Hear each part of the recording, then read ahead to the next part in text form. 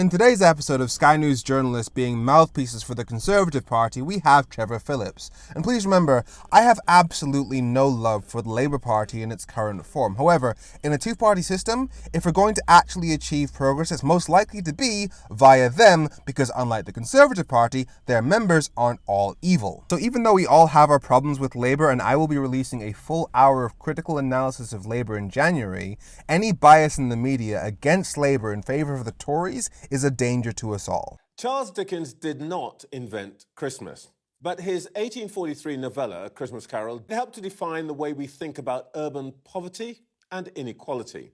In the story, a rich old miser, Ebenezer Scrooge, changes his ways after being shown the misery of London's street children by three ghosts. He becomes a generous, warm-hearted patron of the poor. Dickens wanted to persuade the Industrial Revolution's growing middle classes that they had a responsibility to those less fortunate than themselves. He succeeded. Within months, Parliament had limited the hours worked by children and made daily schooling compulsory. There may be people who hope that Rachel Reeves is going to wake up this Christmas morning, throw open her windows, shout out a Merry Christmas to all, and announce the restoration of Winter Fuel Allowances to all pensioners. Forget it. The Chancellor, as far as I know, doesn't believe in supernatural spirits.